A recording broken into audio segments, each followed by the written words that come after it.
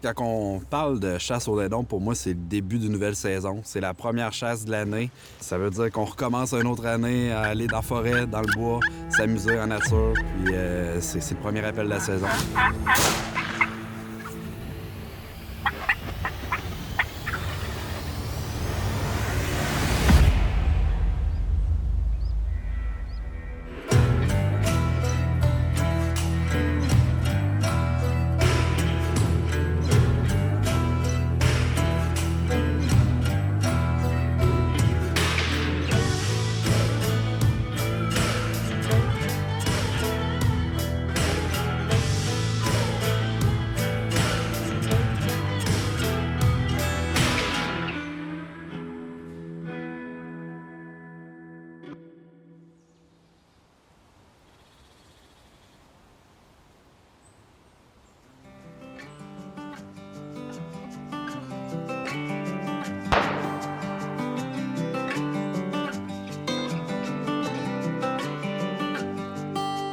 Je suis vraiment content pour notre première émission de notre saison 5 de Faunique Chasse et Pêche. On est à une de mes chasses préférées. On va aller faire la chasse aux dindons sauvages. On va faire affaire avec le service de guide Michel Arsenault. On est dans le coin de Saint-Magloire, plus précisément à Beauce. Pour l'occasion, on est réunis toute la gang de Faunique ensemble. J'en ai aussi profité pour inviter mon cousin à moi, Simon McKinnon. Puis mon but, c'est vraiment d'y faire vivre une expérience de chasse unique, puis peut-être lui faire récolter ses premiers dindons. On a aussi profité du séjour pour inviter un jeune passionné de la relève, Mathis Bossinotte. Il va pouvoir se joindre à nous pour l'occasion. On espère que le dindon va être au rendez-vous parce que tous les chasseurs sont prêts.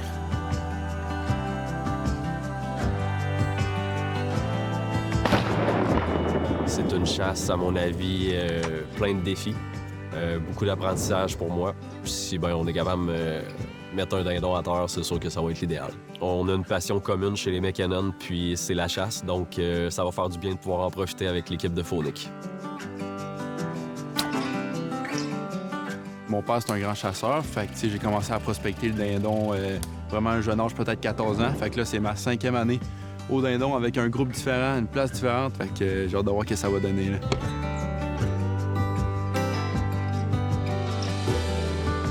Salut, je me présente Michel Arsenault, Appalachian Hunting Turkey. Je suis guide depuis 2015. Je fais ça parce que c'est ma passion. J'adore la nature, puis j'offre mes services de guide. Quand les clients viennent chasser ici, dans le fond, moi, je m'assure que tout soit correct et conforme pour les chasseurs. Puis après ça, je vais vous montrer les terrains, puis on commence la chasse comme ça. On est la veille de notre chasse. On est le soir, la lumière commence à baisser. Une grande portion de la préparation pour la chasse aux dindons, c'est être capable de savoir où est-ce que les dindons se perchent. Donc, on a séparé les groupes, on est tous sur des territoires différents. Puis notre but, c'est de voir où est-ce qu'ils vont dormir ce soir pour préparer notre chasse demain.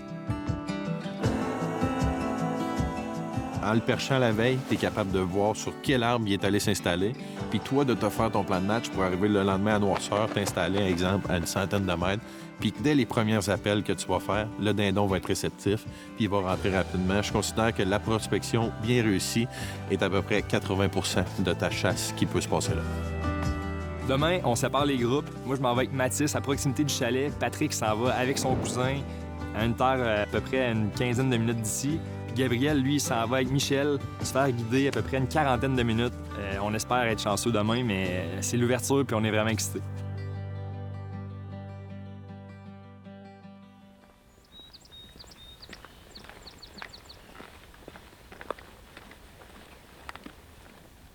Pour le premier matin de chasse, le plan de match était vraiment bon. La veille, on avait pu localiser les dindons. On savait qu'on allait être vraiment proche du but.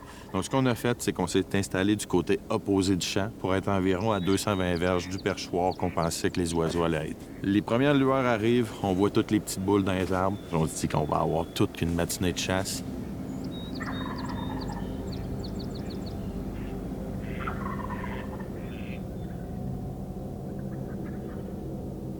On commençait à faire des appels, commençait à gobler. On entendait répondre un peu partout. Il y avait plusieurs groupes de dindons dans la forêt. On savait qu'il y en avait à gauche, qu'on les avait perchés. On entendait aussi au loin, à droite, quelques autres groupes.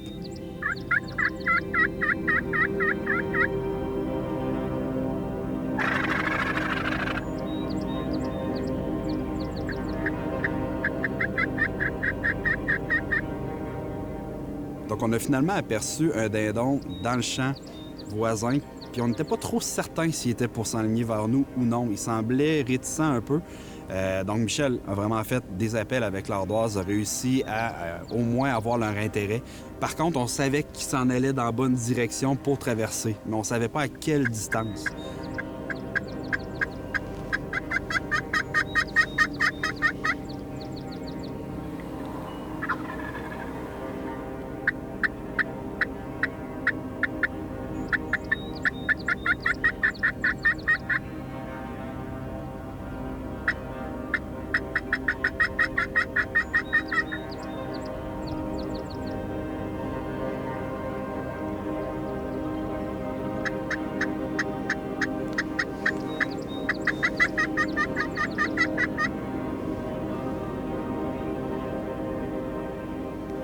On voit un premier dindon, une femelle qui sort. On se dit parfait, ça devrait être à une belle distance de tir. On espère que les autres vont suivre. Un autre qui semblait être une femelle ou un petit jet qu'on était capable de distinguer de barbe.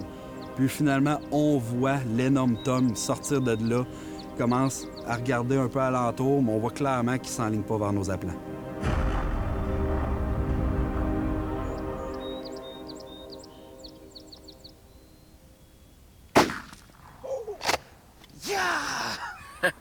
Yes! Ton premier Tom à vie, mon homme? Yes, sir! Yeah! J'ai hâte de voir ça. Ah oui, yes! Wow!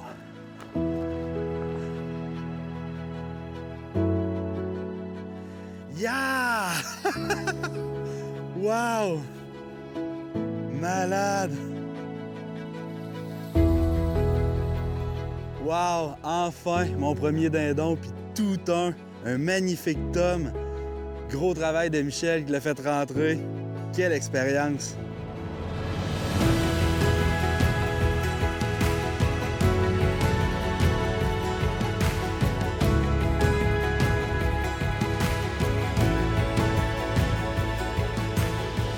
C'est ramassé, le mâle était en arrière de nous autres. Il répondait, mais il était bloqué. Je sais pas si c'est l'effet de l'attente ou des appelants. J'ai changé ma technique, j'ai fait les mangeuses, puis comme de raison, les femelles ont sorti, puis ils sont en venus vers les decoys, puis Tom a suivi en arrière, puis on a réussi à prendre une belle récolte.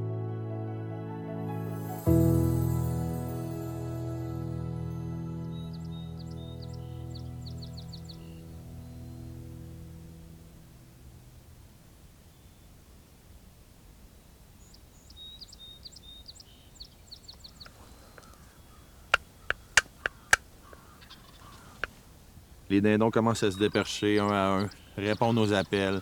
Malheureusement, à un moment donné, le groupe de femelles qui prend le bois un petit peu plus au loin, pas réussi à convaincre les mâles. Ils ont suivi les femelles, ils ont joué dans le champ un petit peu. Puis par la suite, les oiseaux sont revenus au champ, mais vraiment très, très loin. Encore une fois, c'est un groupe avec beaucoup de femelles, quelques mâles, mais pas réussi à les convaincre. Donc, on le sait que les oiseaux sont dans le secteur, c'est juste une question de temps avant que ça se passe.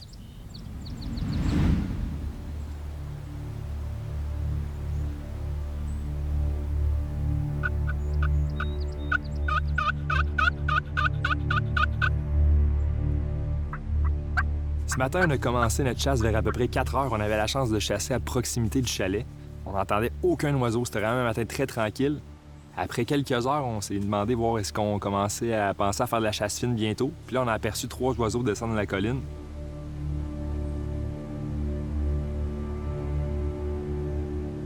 Quatre femelles. Il y a un Tom en arrière.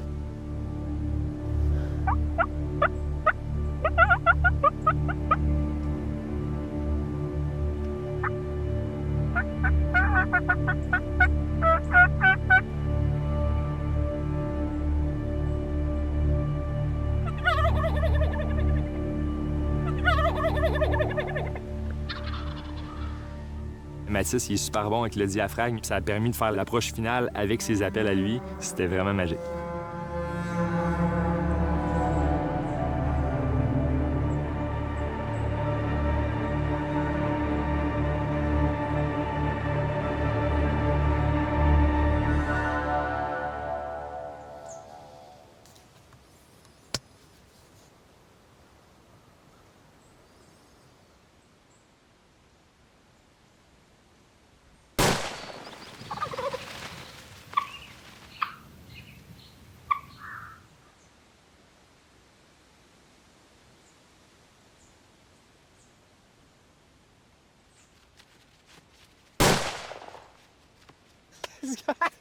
C'est malade, man! Aïe, aïe! Les deux en dedans de 5 secondes, genre, aucun sens.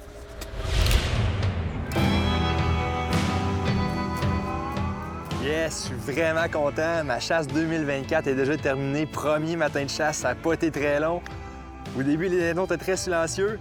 Puis après quelques heures seulement, on a réussi à les convaincre de rentrer dans les appelants. Puis j'ai pris des bons tirs. Je suis super content. Le patronage a volé à peine hier. J'ai réussi à placer des bons tirs mortels. Je peux rien demander de plus. Chasse 2024, c'est déjà terminé. Ce matin, j'avais un 12 Adsen Escort qui est semi-automatique avec un beau camo dessus, vraiment efficace. J'ai patronné 2 fois avant. Ça fait toute la différence avec la balle fédérale TSS puis un choke .665 qui est parfait pour avoir un étranglement plus serré pour le dindon. Ça m'a permis de prendre 2 bons tirs, puis j'étais vraiment satisfait au final de mon arme.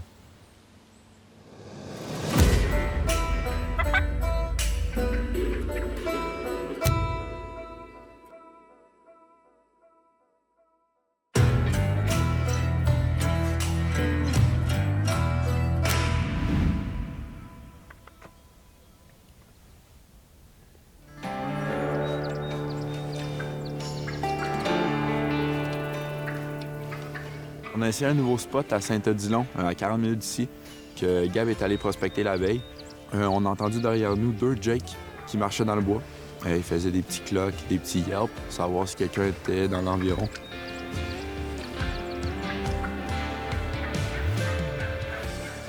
Je l'ai challengé tout de suite avec des petits cotes, des yelps, même un gobble.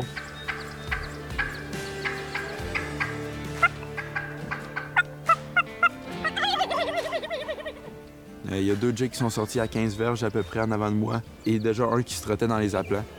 Et là, je me dis, tu sais, j'ai droit à 2 dindons. Pourquoi pas faire un beau matin de chasse avec la bonne lumière, un bon kill shot.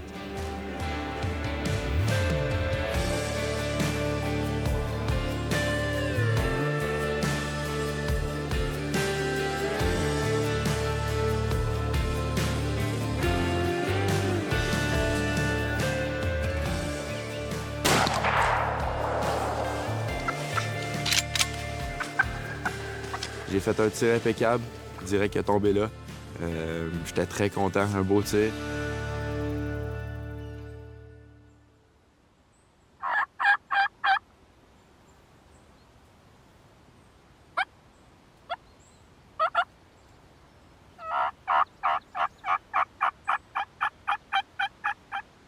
Très tranquille ce matin. On va être proactif parce que sinon ça s'enligne pour qu'on ne voit pas bien de dindons.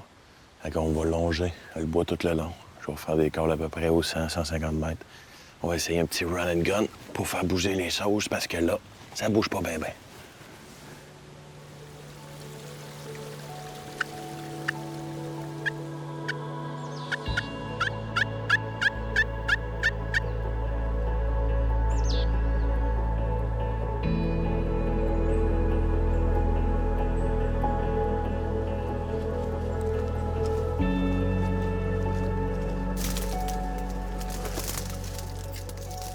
Ils sont environ à 300 pieds de nous autres.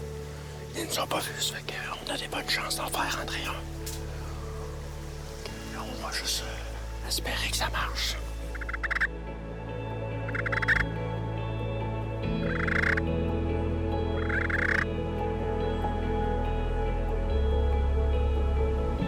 Je me dis que, tu sais, le deuxième, je veux qu'il soit à l'arc. Je suis descendu à l'auto. Je suis allé chercher mon arc.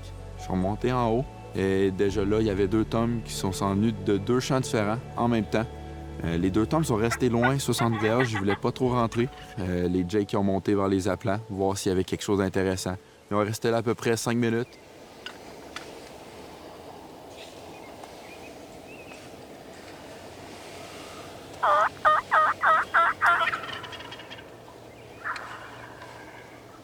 On a eu déjà 5 Jakes aux aplats le matin. Fait que Tom, ça va être pour demain.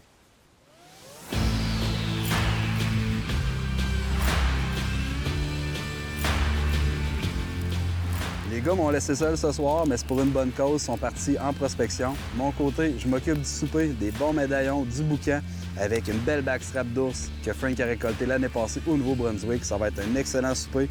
Je prends une petite bière, je relaxe, je fais cuire ça sur le feu. Ça va être une super soirée avec un excellent repas. Yes, salut Gab, ça va? Yes, toi? Yes. On a réussi à localiser 2 troupeaux de dindons différents, puis on a vraiment vu où que les mâles sont allés se percher. Ce qu'on va faire, c'est qu'on va aller installer tout de suite la tente de nuit. On attend qu'il fasse un petit peu plus noir. On veut pas faire de bruit demain matin proche de leur perchoir, fait qu'on va aller installer la tente maintenant. Comme ça, demain matin, on va avoir tout qu'un setup. Good, bonne idée, c'est parfait ça.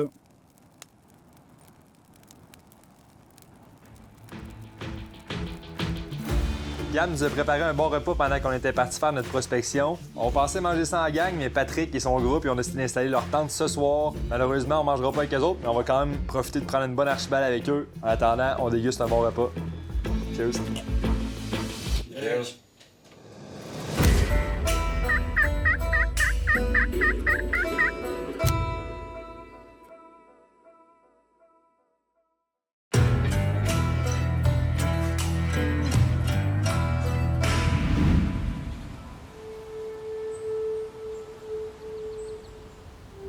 Troisième et dernière matinée de chasse sur les terres du service de guide Michel Arsenault. Hier, ça a été vraiment une très belle prospection. Mais ce plan de match-là, je le garde pas pour moi, je le garde pour mon cousin. Donc aujourd'hui, Michel s'en va guider mon cousin dans la tente qu'on a installée hier soir. Moi, de mon côté, je pars avec Gab, proche d'un lot d'oiseaux que j'ai vu hier. Et Mathis, lui, retourne au même endroit qu'hier où il y a eu beaucoup d'action. Donc ça s'enligne pour être une solide journée de chasse.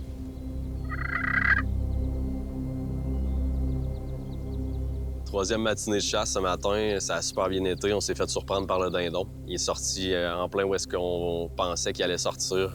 On s'était préparé la veille, on avait prospecté, on avait tout fait en sorte pour que le dindon sorte à cet endroit-là. On voit que nos efforts qu'on a mis à de la prospection de la veille ont porté fruit.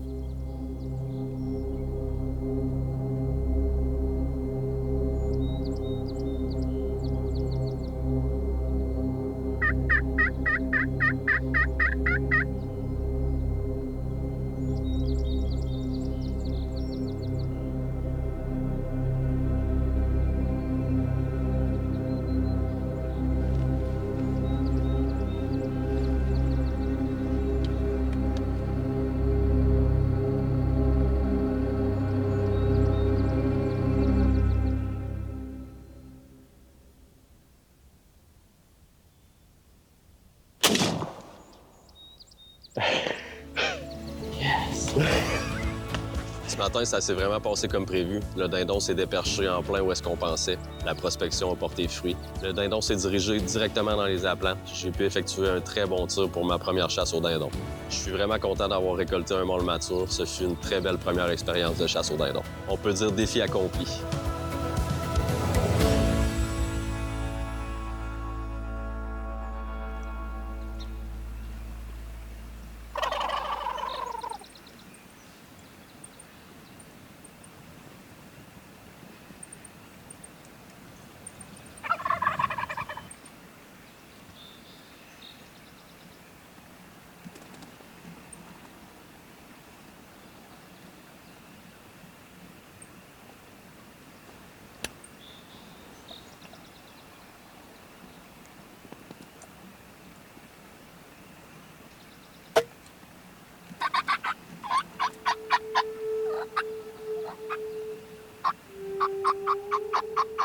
J'ai pris un bon tir à l'arbalète, du moins que je considérais être un bon tir.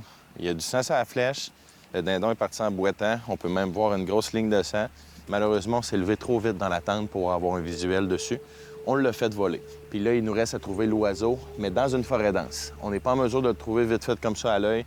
Donc, on a fait une erreur tantôt, mais on n'en fera pas deux. On attend le conducteur de chien de sang de façon à retrouver notre oiseau. Puis je recommande à tout le monde, en tant que chasseur, prenez la responsabilité de retrouver vos gibiers.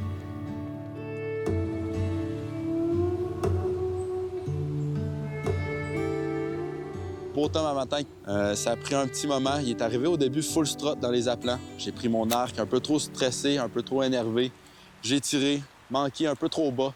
On l'a mal mesuré au télomètre aussi. Il est parti un peu plus haut dans le champ. On a essayé de le ramener avec des calls, des purs, des whistles. Rien marchait. Enfin, une femelle qui est sortie du bois est allée dans les aplats, direct se coucher, à 15 verges de nous. Fait que ça a donné confiance au Tom qui est descendu un peu. On a continué nos petits calls. Ça a pris à peu près 2 heures à le faire venir de juste 20 verges. Il est rentré 38 verges, on l'a mesuré au télémètre. J'étais confiant dans ma shot. J'ai pris mon arc, j'ai tiré.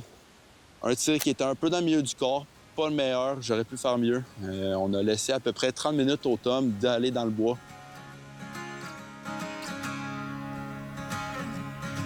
Donc, ma recherche vient de prendre fin. Malheureusement, un petit peu déçu. On l'a pas trouvé. L'oiseau, quand il s'est envolé, ça a été plus difficile pour le travail du chien de sang.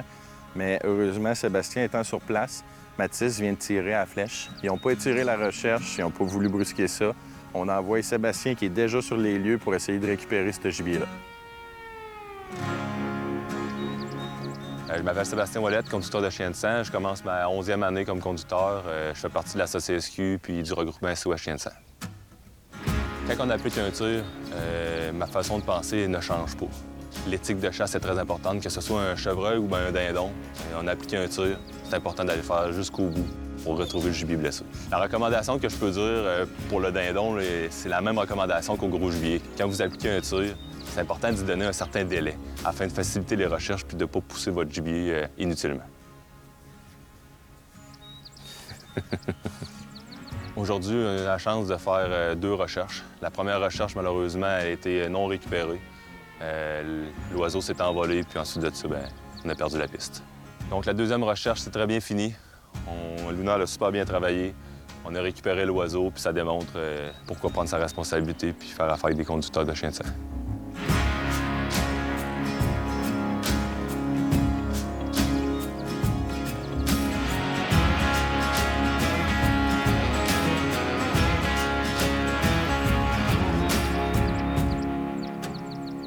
C'est ce qui conclut notre séjour de chasse au dindon sauvage sur les terres du service de guide Michel Arsenault. On a pu voir que c'était des terres qui étaient très giboyeuses. Il y a énormément de terrain avec énormément de gibier dessus. On a eu de l'action de A à Z. La chasse au dindon sauvage, c'est pas juste une chasse que tu es toute seule dans une tente. Là, on était tous des groupes. On élaborait nos plans de match ensemble. On a même posé des tentes pour l'autre coéquipier qui allait chasser là. Puis ce fut du succès sur toute la ligne. On vous invite à venir profiter du service de guide Michel Arsenault. Les terres sont très giboyeuses, le guide est très compétent, puis le gibier est au rendez-vous.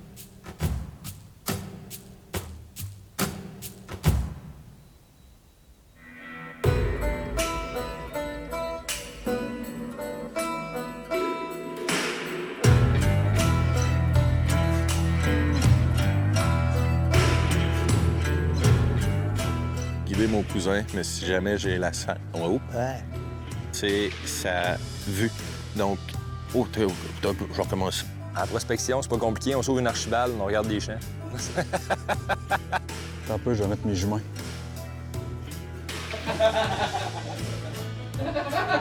Ce matin, j'étais avec Michel. Mon cousin m'a abandonné encore une fois, puis je commence à être habitué à ça.